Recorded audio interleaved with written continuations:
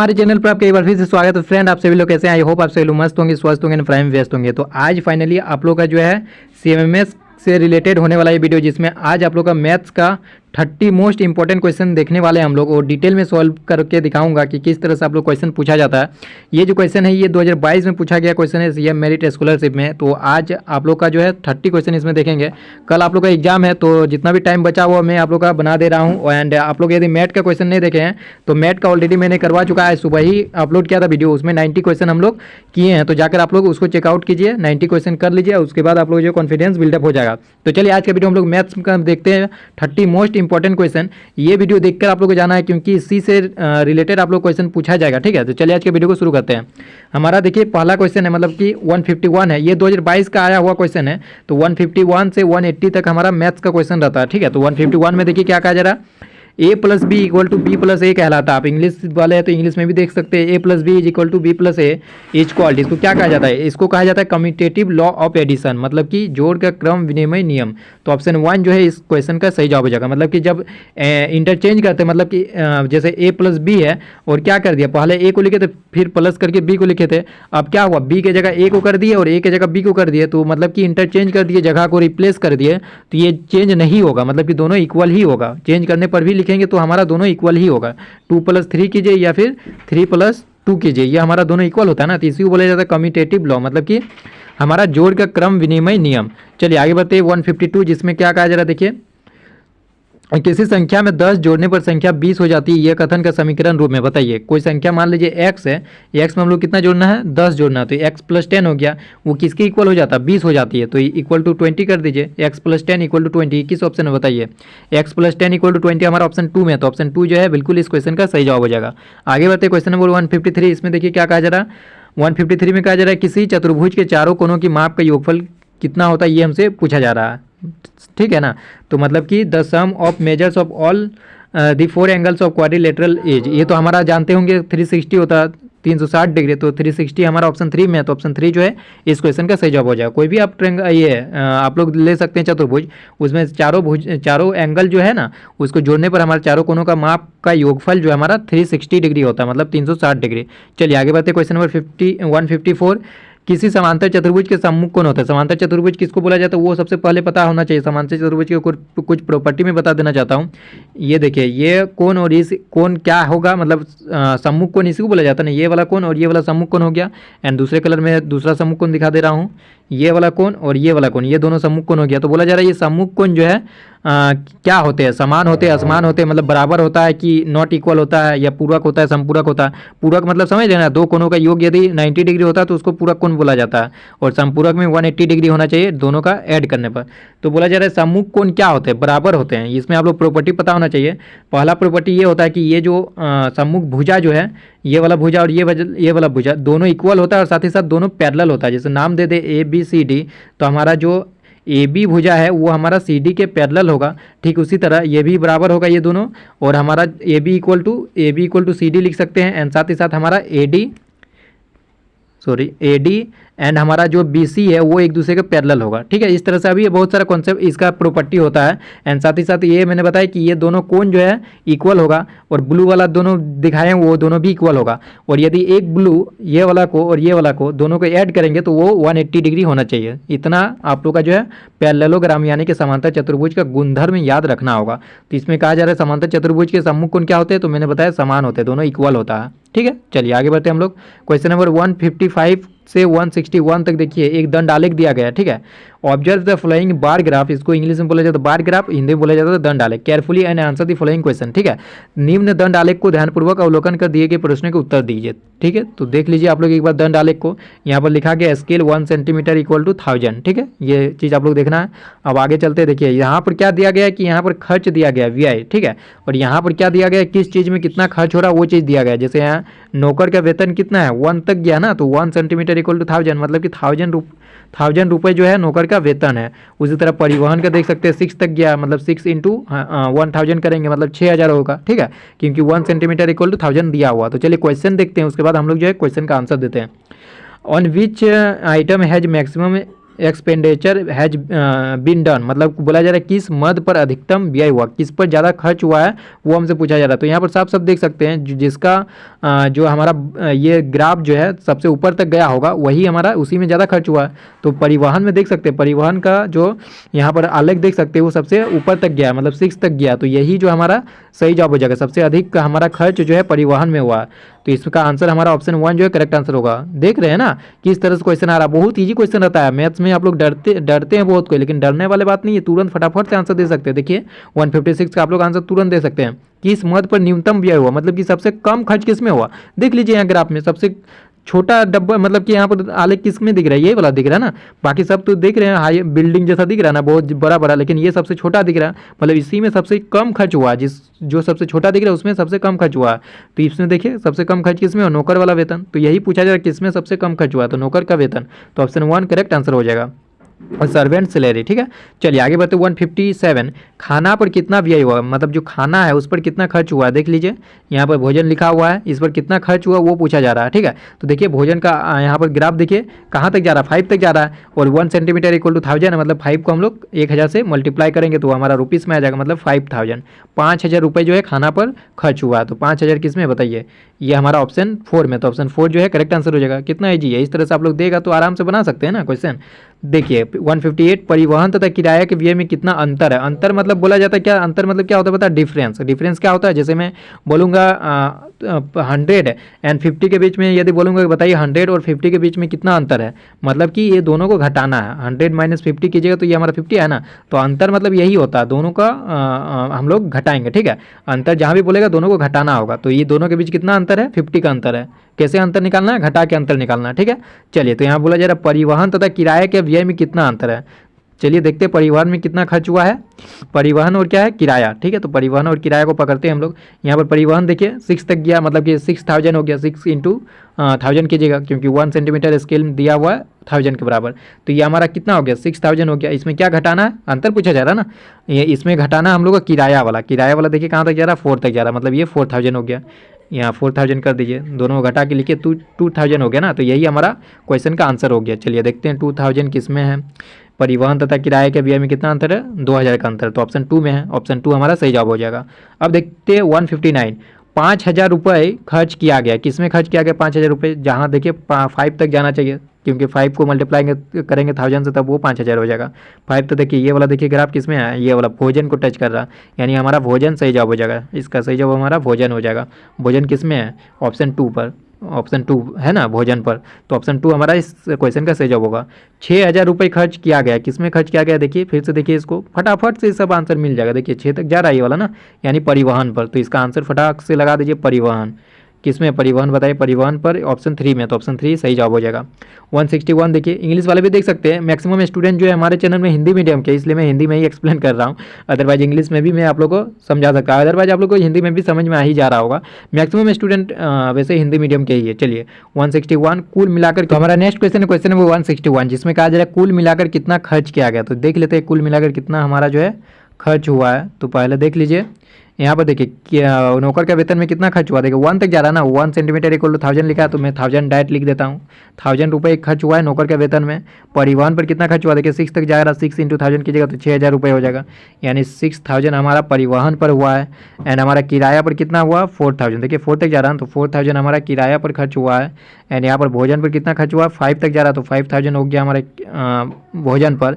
And fees पर हमारा 2000 हो गया। एंड हमारा क्या बचा, मनोरंजन पर देखिए 3000 हो गया। इसको सबको ऐड कीजिए कितना आ रहा बताइए, ये हमारा हो गया 1 + 6 7 4 11 5 16 16 और 5 हो गया हमारा 21, मतलब 21,000 टोटल खर्च हुआ।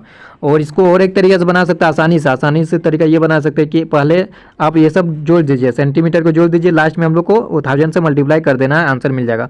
नौकर के वेतन में कितना 1 हुआ, 1 + 6 हो गया टोटल 7 + 4 ये हमारा 11 + 5 11 + 5 कीजिएगा तो 16 हो गया, 16 + 2 कीजिएगा 18 हो गया, 18 + 3 कीजिएगा तो हमारा 21 हो गया। तो 21 को हम लोग 1000 से मल्टीप्लाई कर देंगे, क्योंकि 1 सेंटीमीटर इक्वल टू 1000 दिया गया, 1000 रुपीज़ दिया गया, मतलब कि 21,000 जो है इस क्वेश्चन का सही जवाब हो जाएगा। 21,000 किस में है, देखिए 21,000 हमारा ऑप्शन नंबर 1 में है, तो 1 ऑप्शन नंबर करेक्ट आंसर हो जाएगा। चलिए आगे बढ़ते हैं। निम्न में कौन पूर्ण वर्ग की संख्या, अब आइए 162 पूर्ण वर्ग की संख्या, मतलब कि which of the following numbers is a perfect cube, नहीं 162 ये वाला है। Which of the following is a perfect square number, ठीक है, पूर्ण वर्ग संख्या कौन है ये पूछा जा रहा। तो देख लीजिए ना, ये हमारा 625 ही तो पूर्ण वर्ग संख्या है, क्योंकि 25 का स्क्वायर ही तो 625 होता है ना, बाकी कोई भी पूर्ण वर्ग संख्या नहीं है। तो ऑप्शन 4 जो इस क्वेश्चन का सही जवाब होगा। निम्न में कौन संख्या पूर्ण घन है, जैसे यहाँ पूर्ण वर्ग संख्या पूछा है, यहाँ पर पूर्ण घन कौन है वो पूछा जा रहा। तो 61 का क्या आंसर होगा, वो 216, मतलब कि ये 4 का क्यूब होता है ना, नहीं 4 का क्यूब बोल रहे हैं, ये हमारा 6 का क्यूब होता है ना, 6 का क्यूब देखिए, 6 का क्यूब कीजिए वो हमारा 216 होता है। 6 का क्यूब कर सकते हैं, ये 36 हो गया, फिर 6 से मल्टीप्लाई कीजिए तो ये हमारा 216 आ जाएगा, ठीक है। तो हमारा ऑप्शन 3 करेक्ट आंसर हो जाएगा। आगे बढ़ते हैं। अनुपात 4:25 को प्रतिशत में बदलने पर होगा। देखिए प्रतिशत में कैसे बदलते हैं, 4:25 मतलब कि क्या, 4:25 को हम लोग क्या लिख सकते हैं, 4/25 लिख सकते हैं इस तरह से, 4/25। और परसेंटेज में चेंज करने के लिए हम लोग क्या करते हैं, यदि कोई भिन्न रहेगा, कोई यदि आप लोग को भिन्न रहेगा, कोई रेशियो रहेगा, उसको परसेंटेज में चेंज करने के लिए हम लोग जो है उसको 100 से मल्टीप्लाई करते हैं, तो वो हमारा परसेंटेज में चेंज हो जाता है। तो 100 से मैंने मल्टीप्लाई कर दिया। अब देखिए जो भी आंसर इसको आएगा सॉल्व करने पर वही परसेंटेज में आ जाएगा। ये 4 से कैंसिल आउट हो जाएगा, यानी 4 × 4 कीजिएगा तो वो 16% आ गया। तो 16% किसमें, ऑप्शन 3 में। तो ऑप्शन 3 जो है इस क्वेश्चन का सही जवाब हो जाएगा। आगे बढ़ते 165, इसमें क्या कहा जा रहा है, देखिए 165 में x² - 2x + 1 का मान क्या होगा जब x = 1। देखिए बहुत ईजी क्वेश्चन ये सब रहता है। x² - 2x + 1 है ना, इसमें बोला जा रहा है क्या मान होगा जब x = 1। यहाँ पर जितना भी x दिख रहा है ना, x की जगह हम लोग 1 पुट कर दीजिए, जो भी होगा वही हमारा इस क्वेश्चन का सही जवाब हो जाएगा। 1 के जगह x की जगह हमको 1 पुट करना है, तो x² है यानी कि 1 का स्क्वायर हो जाएगा, 1 का स्क्वायर, एंड 2 × x है ना, 2 × 1 हो जाएगा। x की जगह 1 पुट करना है, +1 था, बताइए 1 का स्क्वायर 1 होता है, 2 × 1 कीजिएगा तो हमारा 2 हो जाएगा +1। इसको सॉल्व कीजिए कितना आ जाएगा बताइए, यहाँ पर 1 + 1 2 हो गया, और -2 करना, मतलब कि ये तो हमारा 0 हो गया। तो 0 किस में, ऑप्शन 4 में। तो ऑप्शन 4 जो इस क्वेश्चन का सही जवाब हो जाएगा। आगे बढ़ते 166 का, जिसमें क्या कहा जा रहा है, value of x² + y² when x = 1 and y = 2। तो ठीक है, x² + y² है, जिसमें हम लोग का x के जगह हम लोग पुट करना है, तो x की जगह हमको पुट करना है 1 एंड y की जगह पुट करना है 2। तो आराम से पुट कर दीजिए, x की जगह 1 पुट कर दीजिए और y की जगह हम लोग को 2 पुट करना है। 2 का स्क्वायर हो जाएगा, 1 का स्क्वायर 1 होगा, 2 का स्क्वायर 4 होगा, 1 + 4 कीजिएगा तो हमारा 5 आ गया। 5 किस में, ऑप्शन 4 में। तो ऑप्शन 4 जो है करेक्ट आंसर हो जाएगा। तो इस तरह से क्वेश्चन आएगा, आप लोग एक बार देख के जाना है, यदि नहीं देखेंगे तो आप सबसे बड़ा भूल करेंगे, क्योंकि जब तक आप लोग को प्रीवियस ईयर के क्वेश्चन का ज्ञान नहीं होगा कि इस तरह से क्वेश्चन आता है, तब तक आप लोग को कॉन्फिडेंस बिल्डअप नहीं होगा। तो ये आप लोग देख लीजिए एक बार, कॉन्फिडेंस आप लोग आ जाएगा तो आराम से फटाफट से आप लोग जो है वहाँ पर आंसर दे सकते हैं, आप लोग आराम से बना सकते हैं, सॉल्व कर सकते हैं क्वेश्चन को। निम्न आकार का क्या नाम है बताइए। और बहुत सारा ऐसा क्वेश्चन होता है ना जो प्रीवियस ईयर क्वेश्चन से बिल्कुल डिट्टो मैच हो जाता है, ठीक है। और इस बार तो फॉर्म भी बहुत कम कोई भरा है, तो कहीं ना कहीं आप लोग को सिलेक्शन होने के चांसेस बहुत ज़्यादा है। आप लोग अच्छा से एग्जाम दीजिए और 12,000 रुपये पर ईयर आप लोग को पास होने पर दिया जाएगा। निम्न आकार के नाम बताइए। देखिए ये हमारा एक टोपी टाइप का है ना, ये टोपी टाइप का है, तो ये हमारा एक क्या होता है, ये शंकु होता है, ठीक है। कौन होता है, इसको कौन बोला जाता है। यदि इसको याद रखने के ट्रिक में बता देता है, इंग्लिश वाले को ज़्यादा समझ में आएगा। कौन मतलब क्या होता है, जैसे आप लोग आइसक्रीम खाते होंगे, आइसक्रीम भी इसी तरह से है ना, आइसक्रीम भी इसी तरह से है, जोकर का टोपी भी इस तरह से रहता है, ठीक है। तो हम लोग इसको शंकु बोलते हैं। और ये देखिए ये हमारा क्या हो गया, आप लोग देखे होंगे ना, बेलन देखे होंगे, बेलनाकार, जिससे हम लोग रोटी वोटी बनाते हैं, इसी तरह रहता है ना बेलन भी। तो ये हमारा बेलनाकार हो गया, मतलब ये बेलन हो गया, आकार का नाम बोल रहा है तो ये बेलन हो गया, ठीक है। तो चलिए अब आने वाला समय में आप लोग को ये भी पूछ सकता है, मैं बता देता हूँ। बोलेगा ये बताइए ये फिगर क्या है, ठीक है, मैं अच्छा से ड्रॉ करता हूँ। बोलेगा बताइए हमारा ये फिगर क्या है, तो इसको बोला जाता है घन बोला जाता है, ठीक है, क्यूब बोला जाता है। यदि सब भुजा बराबर रहेगा तो इसको क्यूब बोला जाता है, एंड यदि इस तरह से रहेगा आप लोग का, इस तरह से रहेगा तो इसको क्यूबॉइड बोलेंगे, ठीक है। इसको हम लोग क्यूबॉइड बोलेंगे, मतलब घनाभ इसको बोलेंगे। इस तरह से भी आप लोग पूछा जा सकता है। फिर आप लोग को इस तरह से पूछा जा सकता है, गोला का पूछा जा सकता है, गोला इस तरह से रहेगा, ठीक है। बोलेगा ये क्या है, गोला है। वृत्त हमारा इस तरह से रहेगा, बोलेगा वृत्त है। त्रिभुज पूछा जा सकता है। फिर आप लोग का वर्ग पूछा जा सकता है, ये वर्ग हो गया, ये आयत हो गया, ठीक है, इस तरह से। फिर ये समांतर चतुर्भुज हो गया, समांतर चतुर्भुज हो गया। फिर ये हमारा क्या हो गया, तो इस तरह से आप लोग को बहुत सारा अलग अलग आकृति का पूछा जा सकता है, अलग अलग शेप का, ठीक है। चलिए आगे बढ़ते हैं हम लोग। 169, किसी त्रिभुज के जिसके आधार B तथा शीर्षलंब H है का क्षेत्रफल क्या होगा। देखिए त्रिभुज के क्षेत्रफल हम लोग पढ़े होंगे। चलिए मैं आप लोग को पहले ड्रॉ कर देता हूँ। यहाँ पे क्या कहा जा रहा है, त्रिभुज जिसका आधार इसको बोला जाता है, ये आधार हो गया, इसको B बोला गया है। एंड हम लोग का शीर्षलंब मतलब कि जो परपेंडिकुलर है, यहाँ से ऑल्टीट्यूड जो है वो बोला जा रहा है H दिया हुआ, ये हमारा H हो गया, समझ गए। तो यहाँ पर क्या पढ़े हम लोग, हाफ इंटू बेस इंटू शीर्षलंब पढ़े ना, शीर्षलंब क्या H है, तो हमारा क्या हो गया हाफ BH, हाफ BH हो गया। हाफ BH किस में? ऑप्शन 1 में। तो ऑप्शन 1 जो इस क्वेश्चन का सही जवाब होगा। आगे बढ़ते हैं 170। त्रिज्या वाला वृत्त का क्षेत्रफल बताइए। वृत्त का क्षेत्रफल पूछा जा रहा है, तो वृत्त का क्षेत्रफल होता है पाई आर स्क्वायर। ठीक है, पाई आर स्क्वायर हमारा वृत्त का क्षेत्रफल होता है, और परिधि पूछा जाएगा तो 2 पाई आर होता है। ठीक है, तो याद रखना है इस बार, क्योंकि क्षेत्रफल पूछा गया है तो हो सकता है कल जो आप लोग के पेपर में है वो परिधि पूछ लिया जाए। तो परिधि आप लोग का 2 पाई आर होता है। ठीक है, 2 पाई आर होता है वृत्त का परिधि, और क्षेत्रफल हमारा pi R square. Pi R square किस में? ऑप्शन 3 में। तो ऑप्शन 3 करेक्ट आंसर हो जाएगा। अदरवाइज ये इस तरह से पूछा जाता है, अर्धवृत्त का पूछा जा सकता है, अर्धवृत्त का क्षेत्रफल। तो ये हमारा पूरा वृत्त का क्षेत्रफल हो गया पाई आर स्क्वायर, तो अर्धवृत्त का क्या हो जाएगा? 2 से मल्टीप्लाई डिवाइड कर दीजिएगा, तो पाई आर स्क्वायर बाई 2 हमारा अर्धवृत्त का क्षेत्रफल हो जाएगा। ठीक है, तो इस तरह से भी आप लोग क्वेश्चन बनाया जा सकता है। आगे बढ़ते हैं हम लोग 171। ए का power m divided by m का पावर b का पावर m बराबर होगा। देखिए इसको इस तरह से हम लोग सॉल्व कर सकते हैं। ए का power m divided by b का पावर m है ना, इसको हम लोग इस तरह से कर सकते हैं, क्योंकि देखिए दोनों का पावर जो है सेम है। पावर जब सेम रहता है ना, तो इसको हम लोग इस तरह से लिख सकते हैं बड़ी इजीली से। ठीक है, बहुत आसानी से इस तरह से हम लोग लिख सकते हैं। इसी को तोड़ के हम लोग इस तरह से भी पढ़े होंगे, है कि नहीं? तो हमारा a बाई b का होल पावर m हो जाएगा। जैसे इस तरह से आप लोग पढ़े हैं ना, मान लीजिए मैं पूछूंगा, बताइए A square divided by B square, इसको क्या लिख सकते हैं? ए बाई बी का होल स्क्वायर नहीं लिख सकते? आराम से लिख सकते हैं। तो इसी तरह ए बाई बी का होल m हो जाएगा, होल पावर m। ठीक है, ए बाई बी का होल पावर m हमारा ऑप्शन 1 में है। ऑप्शन 1 करेक्ट आंसर हो जाएगा। चलिए 172, जिसमें कहा जा रहा है 10 का पावर -1 बराबर होगा। देखिए कितना ईजी है। 10 का पावर -1 मतलब होता है कि 1/10। ठीक है, ये 1/10 का पावर 1 होता है। ठीक है, इस तरह से आप लोग याद रखना। जैसे मान लीजिए पूछा जाएगा भविष्य में 10 का पावर -2 क्या होगा, तो ये हो जाएगा 1/10 का पावर 2 हो जाएगा इस तरह से। ठीक है, 1/10 स्क्वायर हो जाएगा। समझ रहे हैं ना? यदि पावर माइनस में रहेगा तो वो हमारा डिनोमिनेटर में चला जाता है। ठीक है, अंश और हर जानते हैं ना, अंश और हर जानते हैं। तो ठीक है, तो ये डिनोमिनेटर में चला जाएगा जब भी हमारा जो है माइनस में पावर रहेगा। तो न्यूमरेटर डिनोमिनेटर जानते होंगे। ठीक है, चलिए आगे बढ़ते हैं। 1/10 हो जाएगा इसका आंसर। 173 की ओर चलते हैं। क्या कहा गया है? एक घोड़ा 12 दिनों में 18 किलोग्राम मक्का खाता है। ठीक है, 12 दिन में 18 किलोग्राम मक्का खा रहा है, तो वह 9 दिन में कितना खाएगा, ये हमसे पूछा जा रहा है। बताइए, यदि कोई घोड़ा 12 दिन में हमारा खा रहा है 18 किलोग्राम, तो एक दिन में कितना खा रहा है बताइए? एक दिन के लिए हम लोग 18 डिवाइडेड बाई 12 कीजिएगा। समझ रहे हैं ना? मैं इसको एक आसानी तरीके से बता देना चाहता हूँ। जैसे मैं बोलूँगा, बताइए कि 8 पेन का मूल्य, यदि 8 पेन का आप लोग का कीमत दिया हुआ रहेगा, बताइए 8 पेन का कीमत दिया हुआ रहेगा 24 रुपये।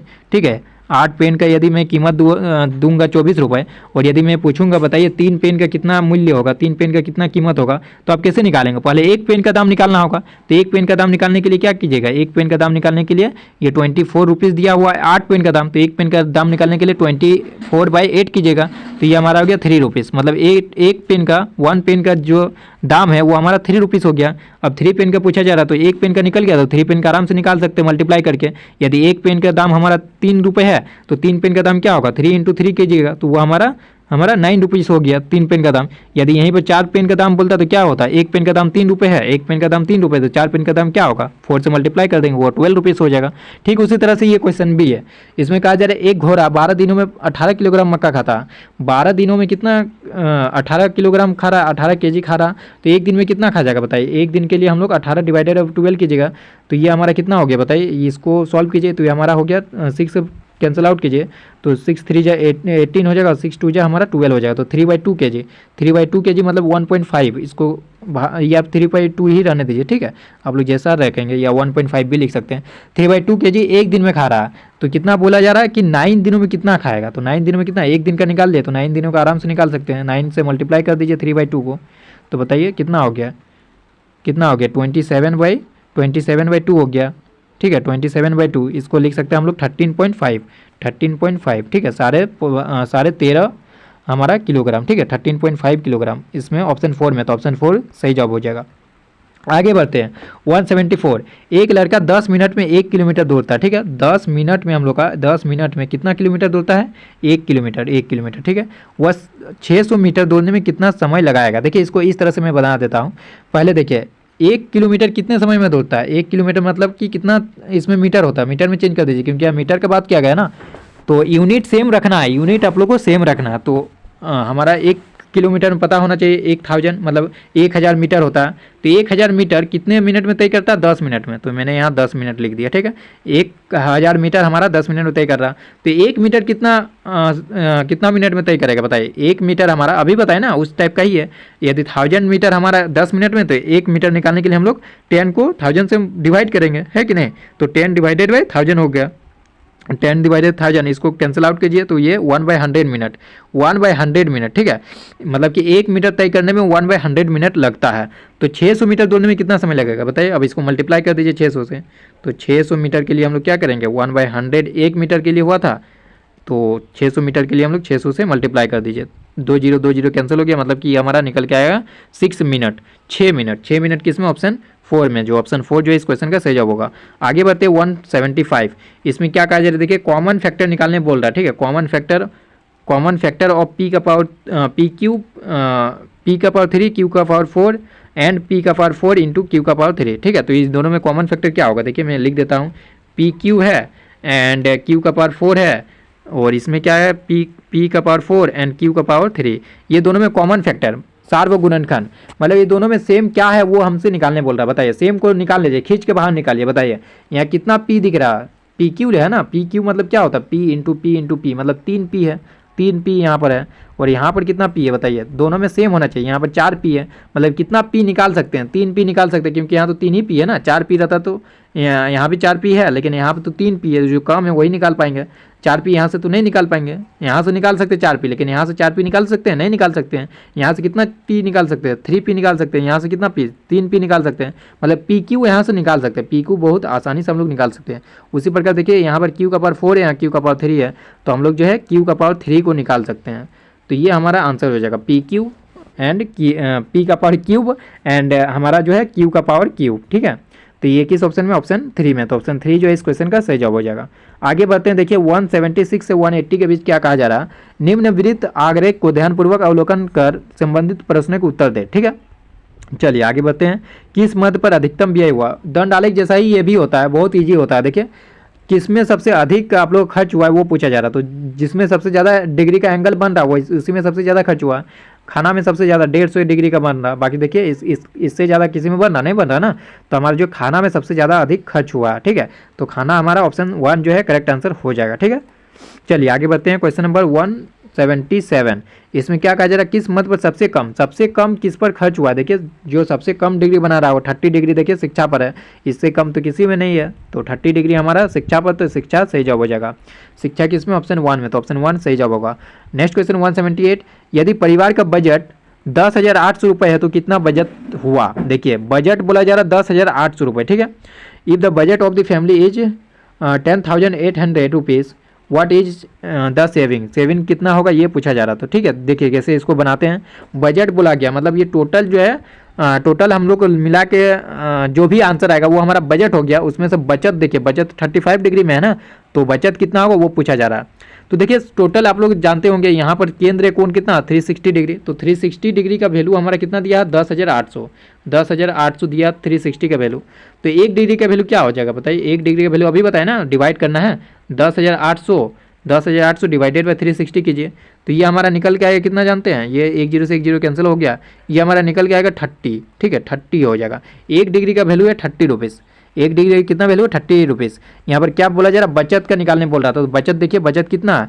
बचत 35 डिग्री है ना, तो 35 डिग्री है। 1 डिग्री इक्वल टू 30, तो 35 डिग्री इक्वल टू कितना रुपीज़ होगा? 35 से मल्टीप्लाई कर दीजिए, 30 इंटू 35, इसको मल्टीप्लाई कर दीजिए, कितना हो जाएगा बताइए? ये हमारा 5 × 15 3 × 9 1 10, मतलब कि 1050 रुपये। तो बताइए 1050 रुपये किस में है? ये हमारा ऑप्शन 1 में, तो ऑप्शन 1 जो है करेक्ट आंसर हो जाएगा, बिल्कुल सही जवाब। चलिए आगे बढ़ते हैं। 179 यदि परिवार का बजट इतना है तो मतलब हम लोग निकाल लिए थे 1 डिग्री इक्वल टू पिछले वाले क्वेश्चन में निकाला है 1 डिग्री इक्वल टू 30 रुपीज़ निकाल लिए थे ऑलरेडी, ठीक है। तो इसमें हम लोग को तामझाम करना नहीं होगा। तो कपड़े तथा शिक्षा के खर्च में कितना अंतर है? देखिए फिर से अंतर आ गया, मतलब कि दोनों को घटाना है।